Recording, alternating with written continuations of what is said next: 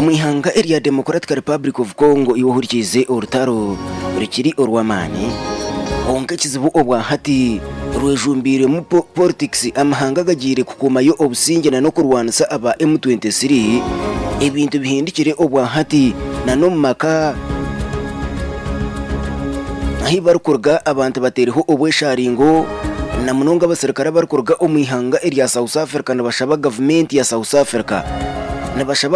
South Africa ibashobore okwa abasirikare okuba ferere omwihanga erya Democratic Republic of Congo abanyabutegetsi barukwakanisa government omwihanga erya South Africa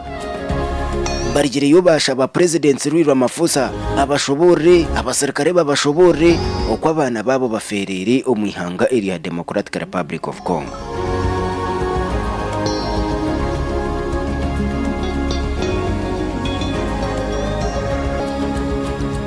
Ebyo nakuza kubaho omwihanga erya South Africa iwohurikize betandikire omwihanga erya Democratic Republic of Congo abasirikare abo mukago ogwa SADC abagire kukumayo obusinge na no kurwanisa aba M23 ishukamhanga aga South Africa gakadeployinga omwihanga ntumanyisa okurga omashuma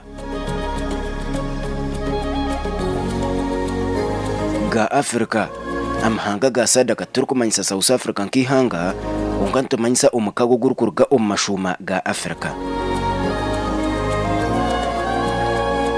bamwe abasirikare bizire omukago ogwa SADC akajamu na n'abasirikare okurga omwihanga erya South Africa nkihanga owa President Cyril Ramaphosa habereho okutahira hankambi ezamahe aga SADC hati kibeiro official iwohurikize takashire hakutahira okubeireho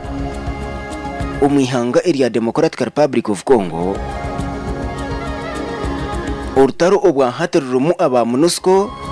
rumu amahe aga FADC aga Democratic Republic of Congo hamwe na SADC y'amashuma aga Africa habereho okutahira hankambi irimo abasirikare ba South Africa omukutahiroko hafereremu abasirikare babiri bihanga erya South Africa nabatugira ngu inamba nibasa kuberengereho kunkito ntugenda na official figure igambirwe ihanga erya Democratic Republic of Congo kandi official figure igambirwe na nihanga erya South Africa hafereremu abasirikare babiri hahutara abandi bashatu aba nenzarwa ezihanga erya South Africa ekitangarize abantu mwihanga erya South Africa iwohurikize abarukwakanisa government nabagira ngo aba bakazayo batetebekanise okuza omwihanga erya Democratic Republic of Congo kunkashinikije kita abokuba South Africa nayo ninkaganda mahanga kuba kuza kutsindika abasirikare obumwene bebuza aha parliament however hariho decisions zimwe ezamahiga rukukora narashabe byo kwerinda batagire kwebuza nka ha parliament na munonge mbera yaba eri ya emergency omwihanga erya South Africa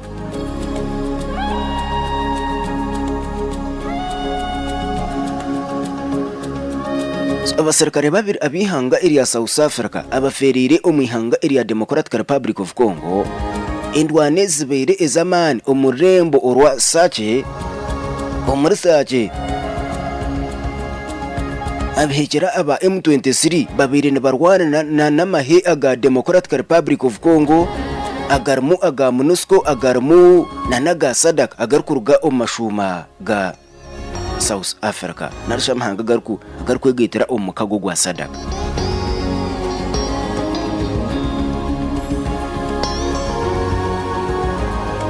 ekizibu ahikirigire iwohurikize abadumizi aba SADC abatsindikire omwihanga erya Democratic Republic of Congo bono batugira ngo okutahiriro kugira ngo babere bari omuntaro kugira ngo babere barwana direct koko bamwe babere bagamba bakuyaho bari abakwatsire mota bagitera omukampu irimo abasirikare abihanga irya South Africa konka kubona no kurwana ishwa ngwendo hano kuzabere ezamani umurembo rwasace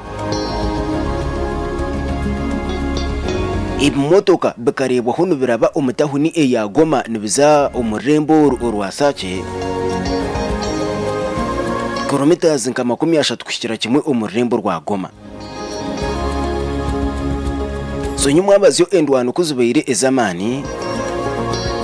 bariya nabo bakozere surprise attack batahira inkambi erimu abasirikare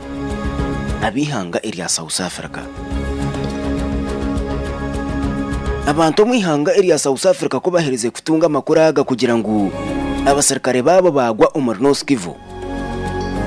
Nabarukwakanisa government hamwe n'abandi abanyabutegeki umwihanga irya South Africa batandikire kugambe bigambo ebitarukushana nabashaba government ya South Africa ngo abasirikare babo babiheyo.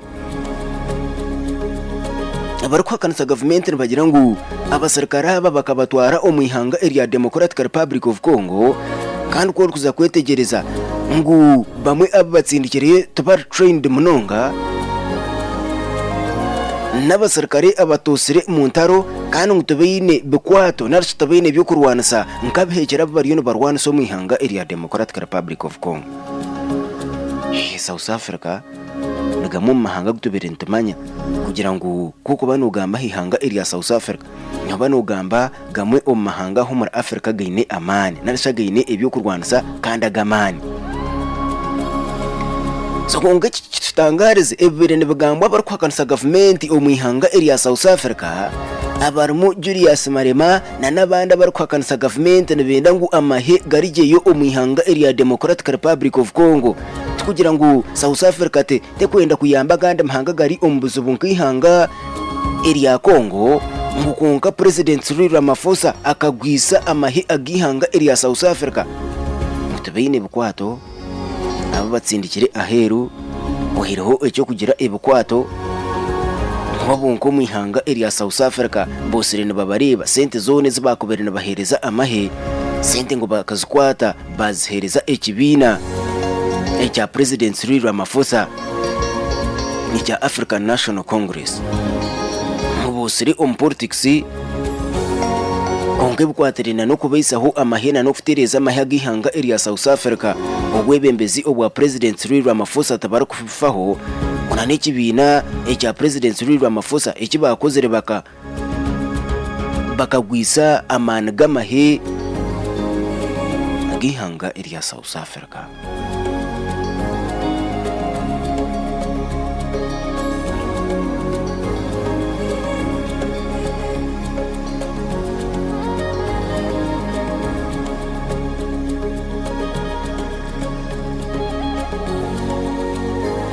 Wanyuma y'ebugambo kuba bingi iwo hurikize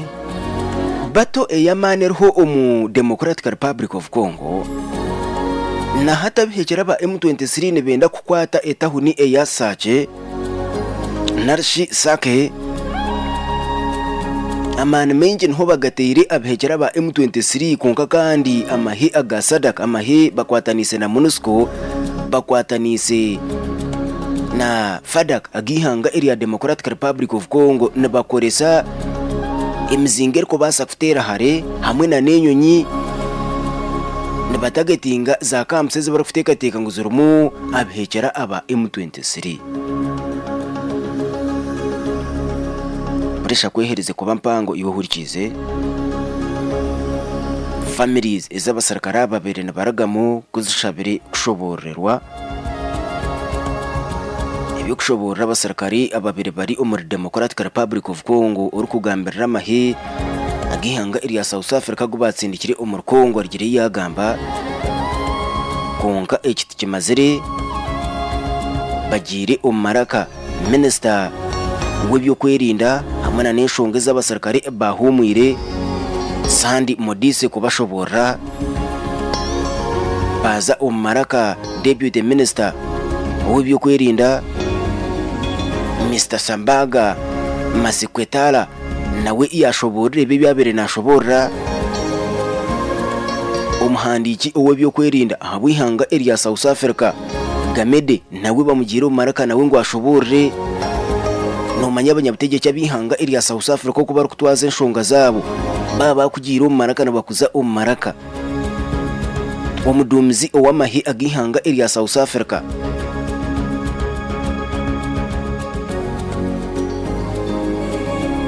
General Radizani Mapwanya nawe arigereyo iyashobora embero kwebeire ekibiri kitari kumara habar kwakanasa government omwihanga eri ya South Africa okusya ubu bakwatsire esimu bakata ha televisioni omugambirizi w'amahe agihanga eri ya South Africa kubashobora enshonga okwebeire na no kw'abasirikare bafire omwihanga eri ya Democratic Republic of Congo.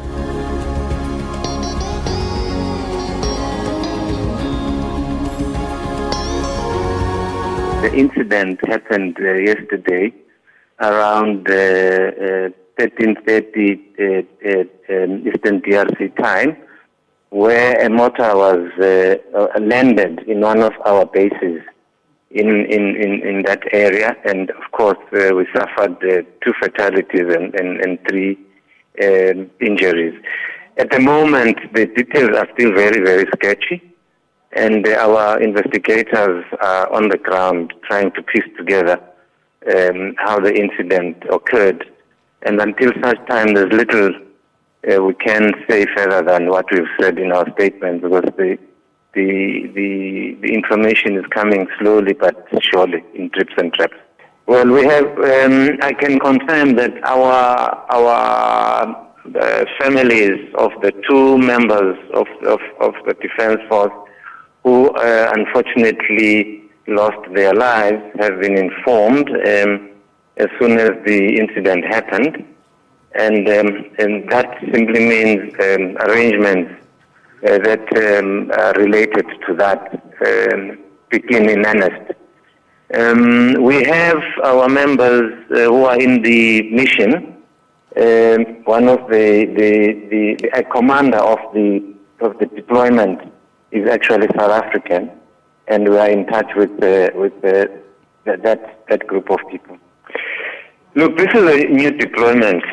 It's fairly fresh in terms of us coming together. Remember, this decision was taken by the SADC summit, which was held in Angola, where the presidents of the region took a decision to deploy the SADC mission in the DRC, particularly in the Eastern DRC.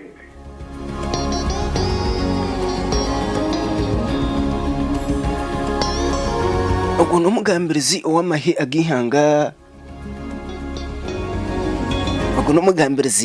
agihanga eri ya South Africa agerizeho kukora cyone kiri kubasika kushobora abanyabutegetsi nabagambira decision zahizatandikire kuza kutsindika amahe omwihanga eri ya Democratic Republic of Congo yohurikize enshonga kwe kwika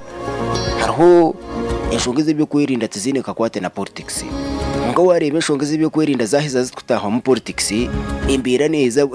netikwa kuguma omwihanga eri ya South Africa abarukwa kanisa government omwihanga eri ya South Africa obatandika kureta agamani gona ibohurikize banzo hurre ubundi ntubasa kugira ngo ntugamba binge birenye kamanze mfutereho nabarukwa kanisa government omwihanga eri ya South Africa ebarukugamba tumanye embera ikiri kwija kurugamo mwihanga eri ya South Africa yaba president Cyril Ramaphosa nabasa kuba forced kugira ngo ayiheyo amahyago batiro mwihanga eri ya Democratic Republic of Congo kandi naye eji na mandate eyibarho decision bakagikora nko mukago ogwa SADC. So nikibasa kuguma na president Cyril Ramaphosa kwihaya abasirikare opposition no bwere muteriho amana menji omwihanga eri ya South Africa. None of the ROIFOC is available anymore, and we have only got 1 Oryx available that is due for a major service. We have lost a Oryx 2 weeks ago when it also drew fire from the rebels. So we are in a predicament that those soldiers are not properly prepared and they are very poorly resourced. Ordinary resources, budgets, but in terms of air support, there are huge concerns and problems. And I was not hoping that I would be proven correct and right so quickly. So we are disappointed. We give our sincere condolences to the families, and we hope the injured will recover very well. But this is a bad day, and President Ramaphosa and the Minister of Defence must take full responsibility for what happened, because they were well aware and were warned about this. Firstly, as the IFP, we want to offer our condolences to family members of those who lost their lives, and also wish those that are injured a speedy recovery. It's a matter of great concern that we send as South African SANDF people abroad to be part of peacekeeping forces. They are ill-equipped. There's no proper planning, and this is what happens. They become cannon fodder when they go there. And we've raised this before, and it seems to be something that's being done over and over again. And unless we do proper planning and ensure that our men have proper... That there is going to be more attacks and more killings, because wants to ensure... Deployment of soldiers to DRC is out of order. It must be withdrawn with immediate effect. Not that South Africa is not supposed to deploy in DRC. We're supposed to deploy in DRC and be in the forefront. We just don't have the army. Our army can't look after cabbages. I can't hire them in my farm to go and look after cabbages. We just don't have the army. The ANC has collapsed the army. That's why in the manifesto of the EFF we say we will finance the army and make sure that it's properly trained and the necessary equipment needed for the success of the army is provided. Those rebels, DRC, they are well equipped. Who goes to a base of an army if you know that thing is an army and is powerful? You go to the base once you have undermined them. Base. That's why all of the army in the battlefield, when things are bad, they are called to retreat to the base, because that's where you can regroup and attack. No. iwuhurikiza ibyo n'ebigambo bimwe ebigambiro bari kwakanisa gavumenti omu ihanga erya South Africa banywana ba Julius Marema we ebintu abisisire kimwe. Julius Marema ori kwakanisa gavumenti omu ihanga erya South Africa arigire yagira ngu gamahe agihanga erya South Africa ngabasa reka tubanze tugarike mu statement aho wiro mwe no gamba statement bagira ngo ne yawo. Out of order, it must be withdrawn with immediate effect. Not that South Africa is not supposed to deploy in DRC. We're supposed to deploy in DRC and be in the forefront. We just don't have the army. President orukwebembera ekibina echa EFF omwihanga area South Africa no president w'ekibina eki ekyosere ni kyakanisa government omwihanga area South Africa we nagira ngo bote beine mahi or statement ezindi ezagumize munagamba. Our army can look after cabbages. Ngugama hagabona gabasa kureberera cabbage ri ukusharashara ukaza kuteka.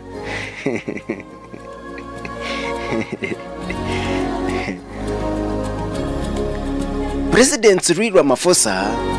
presha kwehereze kuba mpango munonga iwohurikize ecyakozire arigireyo nawe yashobora ihanga habukwatere na deployment yibakozire omwihanga area Democratic Republic of Congo arigire ya hamza abantu ngwebe bariyo ibyo bari kwakanisa government bari kugamba bamwe bariyo bajumira government ye ngu akabashamiye kukikora kuza kuyamba ihanga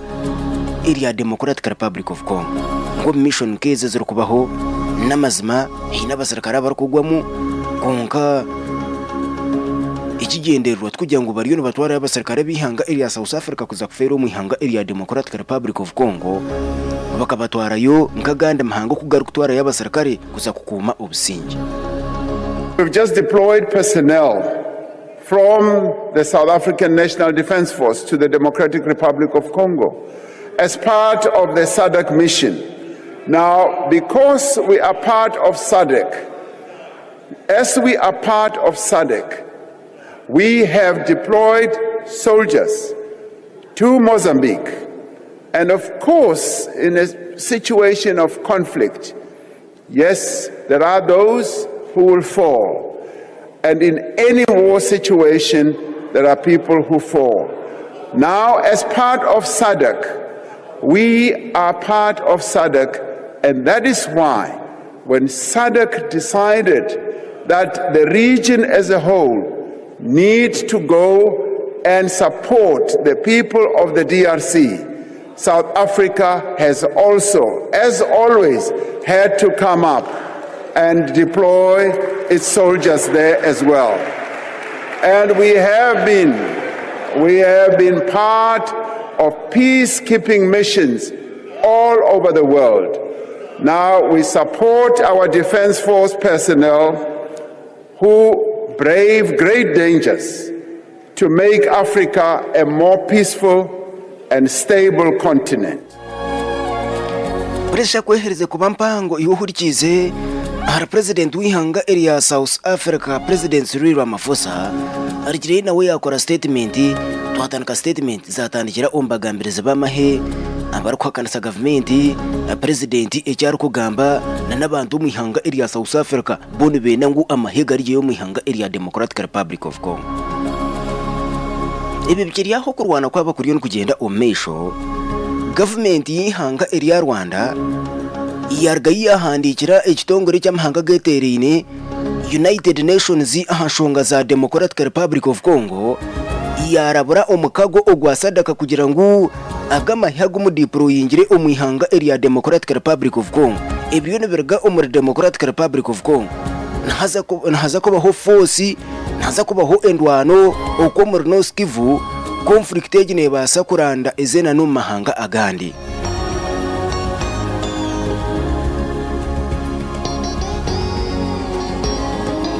Government ya Rwanda yarabara United Nations yagira ngo support ibariyo bahereza support ibyo ku Rwanda se bariyo bahereza abasada na kugira ngo orutaro ryo ndigenda omesho iwohurikize umu Democratic Republic of Congo muri North Kivu romu amahe aga Congo aga FADC rwegitirwe mu aba MONUSCO ikiri official ubuntu tubire tukigamba kugira ngo tukikaba iri official konka Minister w'ibyo kwerinda owa Democratic Republic of Congo cyamizeje kugira ngo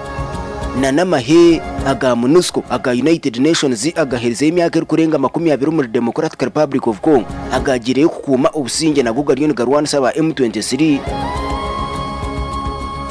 hamwe nanamahe agaruko mashumaga Africa utirehona na izindi groups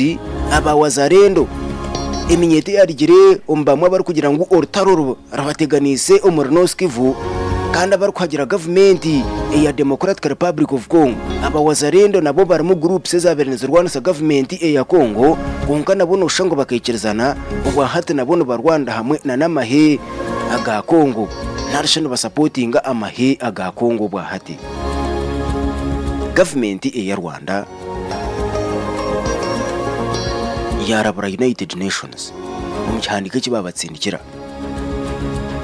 ngo logistical support eyi United Nations eri kuhereza omukago ogwa South African Development Community SADC nuguza kureta ekizubu umuhando ogubarabiremu ibyo kurwanisa ibar kuhereza aba SADC support ibar kuhereza aba SADC kandi barabura na SADC kugira ngo batahire omurtaro batabanise kurra embasho ziriyo zurwana omwihanga area Democratic Republic of Congo. Government ya Rwanda nigira ngo conflict eri omuri North Kivu eri omwihanga area Democratic Republic of Congo tekwezwaho na no kurwana solution no kustama ahameza bakayikirizana bakahurra abariyo no barwana.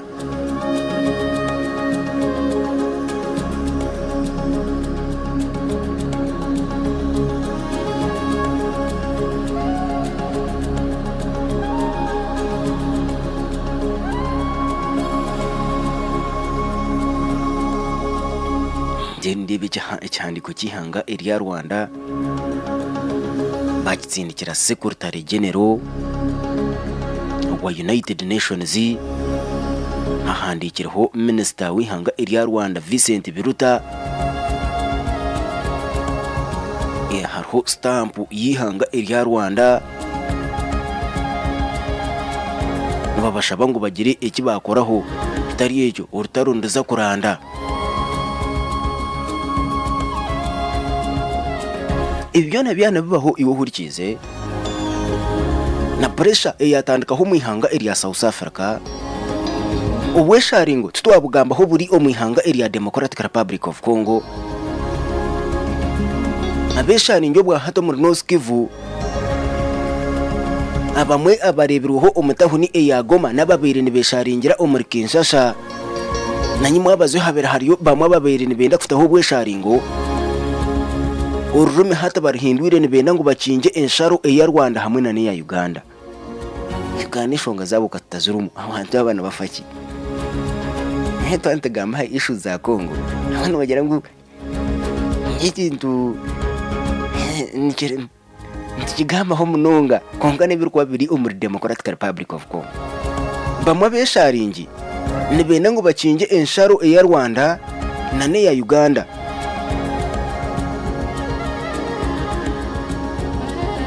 Kwerezaho stand ya Uganda turikuja kugigarukamu konka Uganda nayo nicereza omumpanura.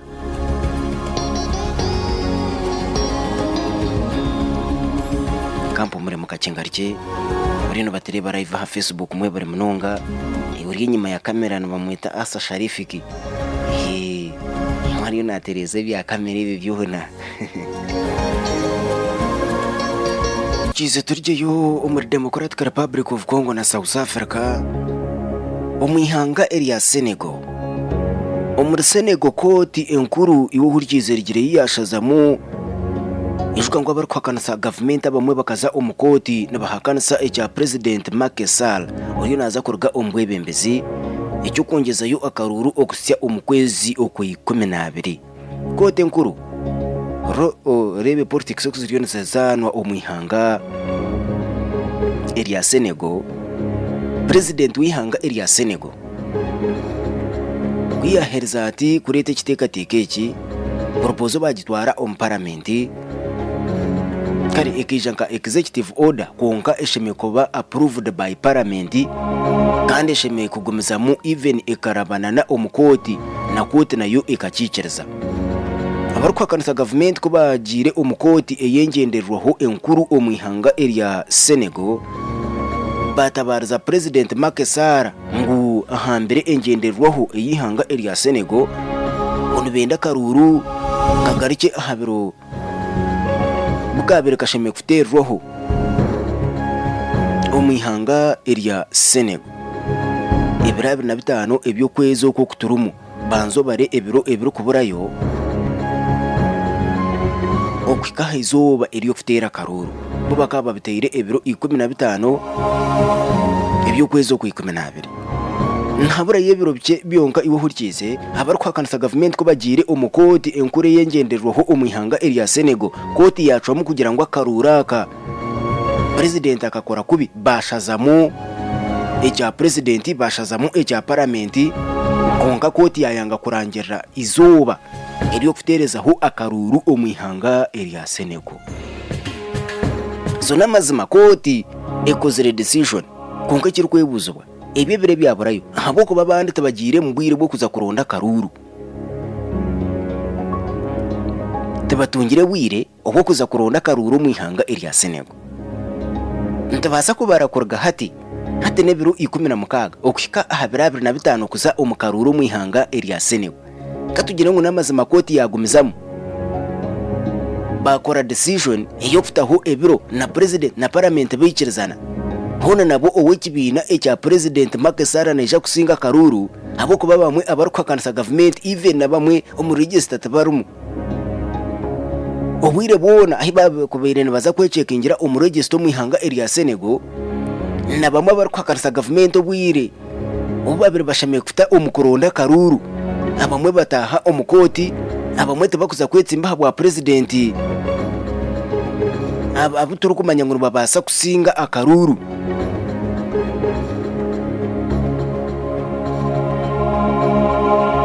President Macky Sall naho hariho abantu bari kumanya kuzana politics akarura kabaheza bati kukataho 2025 ebyo kwezi okwo kuturumo kwa kabiri abari kwakanasa government tabari kubasa kusinga akaruru mu ihanga area Senegal. Tabatungire bwiro bwo kuza kuronda karuru even na bamwe na kugira ngo no mu register tabaro mu ihanga area Senegal.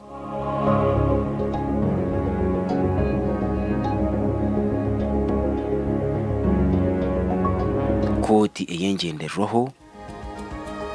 omwihanga area Senegal enkuru ekozire decision bashazamu oda ya president iyi parliament yikirizene na president iyi koti nayo enkuru eyabiri yikirizene ho na president okuza kwetegereza system ya governance omwihanga area Senegal. President even na influencing na n'ekitongore cy'oburamuzi. So ndijo nabasa kwebuza no ho wako bari enyima yo kugira ngo binfluencingire iki cyo kugira ngo hati bashazemu bione president ebi yakoze decision zone za as president yakozire izo mukono gwa registre cya ebi bakozire. So hariho question mark mpango na nijya kubasa gukora tahuka tugire ngo bateza karuru ebiru bye ebiru kuburayo. So President Macky Sall kukakariya kakoriyo kuba abakazande umuringo go kubara akatere 2025 abari kwakanasa government tabari kubasa kusinga karuru mu ihanga area Senegal. Ndijo nabasa kugira ngo abari kwakanasa government babasa kugira sympathy vote konka even sympathy vote nayo kuza kugitunga no buyitebekanise. Senegal's President Macky Sall may have postponed this month's presidential election, but the country's top judicial authority announced that decision as void, ruling it unconstitutional. According to the Constitutional Council, it wasn't just the president's decree to postpone the vote that went against the constitution. The National Assembly's decision to reschedule the ballot for December is also under fire. Since the delay of the presidential election, the country has been grappling with a political crisis leading to widespread unrest, including violent clashes between protesters and security forces that claimed civilian lives. Critics accuse Sall, who's been in power since 2012, of tampering with the election calendar to avoid the defeat of his party. According to AFP, several government opponents have also been released from prison.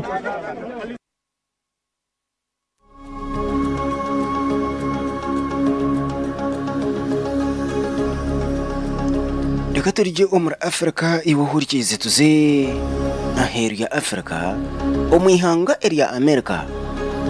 America orutaro baragarikire mu busiyana n'ihanga area Russia hine cyoma ecyeto iroko ahiguru space hine ecyome ecyeto iroko ahiguru omwanya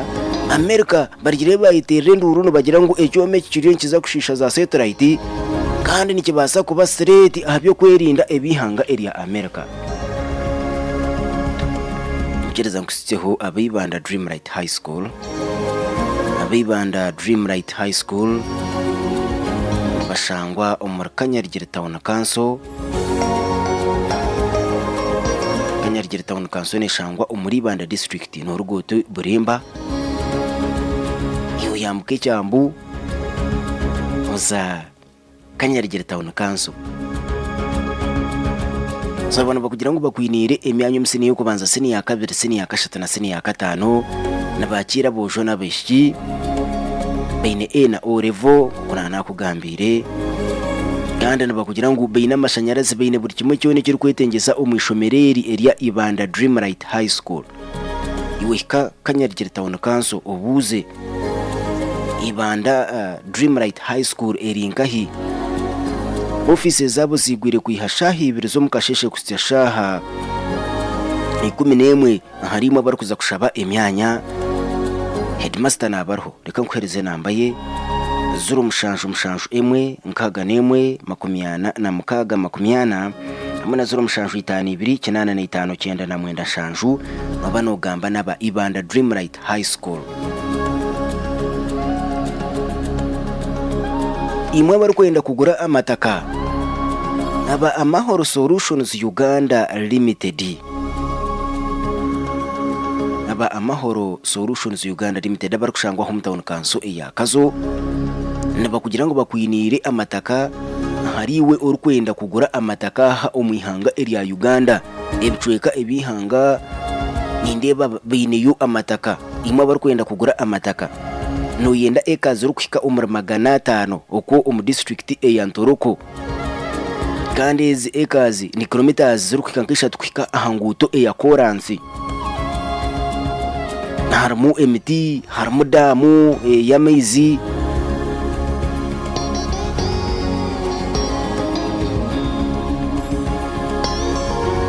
iwor kwenda itaka ho muri kazo nindeba ha ekazi rukwika 15 omuri Nyamambo Kazo district kilomita nkimuku kwika ha Koransi nindeba ha ekazi rukwika nkamukaga Kazo district ekazi mukago muri Cyantumo Kazo district ekazi mukaga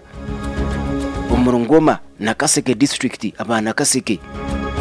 bateriho radio ko hari amataka mushikira ba amahoro solutions Uganda Limited n'amataka menji ndeba ha amataka muri Kashongi Kiruhura district ekazi rukwika 84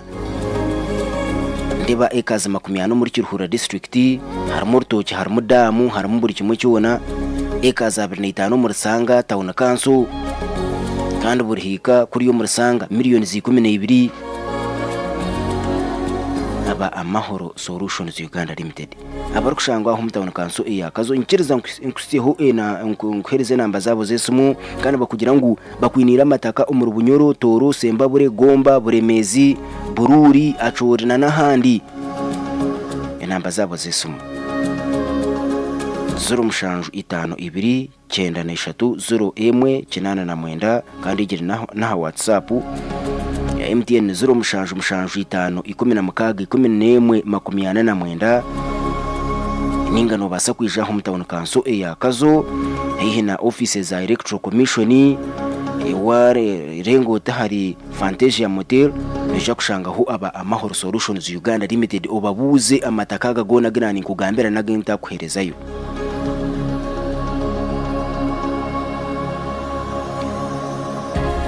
twaturi omwihanga area America iwo hurikize obwa hati itokunu yo muri Africa twaba turi amahanga gitigari mu competition for example katugire ngo ngebiye kinyamahe competition yiturumu hito competition tugira amahe gahabutaka tugagira amahe ago mwanya nabo tukakora kurine munonga kugira ngo twahika harevejo competition eri amahe agahamezi nabwo amahanga gatari kwikabyaje bahango ibi hamezi tufaho munonga honga yo government ya America hamwe na government y'ihanga area Russia amahanga gombe competition obwa hati area heguru omwanya ebinte bar kutwara heguru omwanya iwo hurikize no competition obwa hata heri government y'ihanga area America eyangire kutinisa abantu bayo konka hariho ecoma eki Russia yateire omwanya eki America kugira ngo tera shoborere ihanga tabarashoboreirwe Russia tera bashoborere nicyoma cece kibatire omwanya kibara kugira ngo kibasa kusyaho obuzubu aha satellites zihanga area America kandi kiri kubasa kuretera ebyo kwerinda kusisikara aha America na ba allies bihanga area America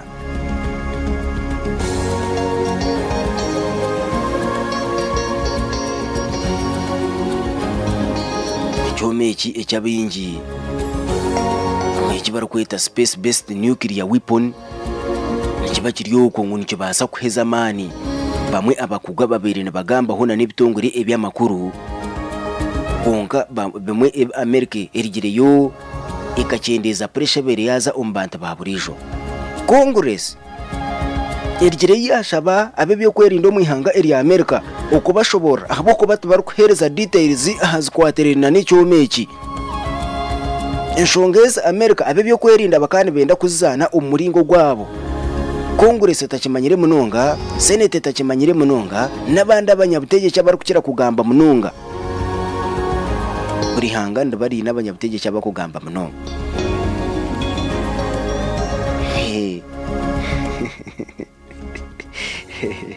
base kikubo bakuriya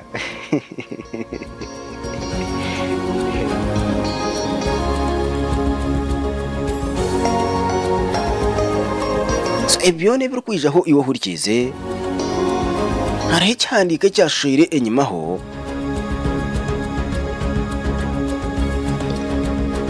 iki bari kugira ngo ihanga erya Russia n'aba allies ba Russia baryo mu ntekateke zo creatingaho urutaro rwa nuclear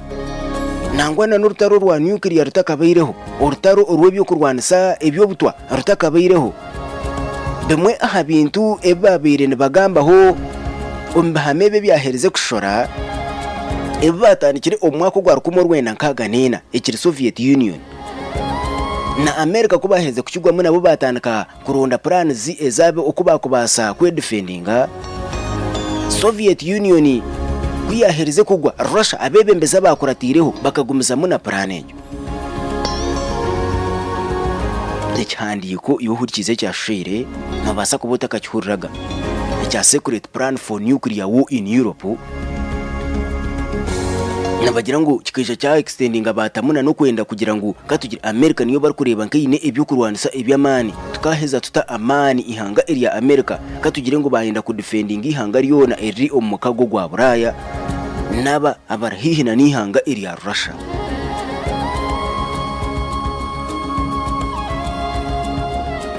ngweke cyome kibatwire omu space ekibatwire oko omwanya America bwa hatigera kugira ngo ishu kuzoberene zibaho hagati ya America hamwe na nihanga area Russia buri omwe abanza gambira matahiwe yati sebo hine ekintu kinkozire nikikora kitana kiti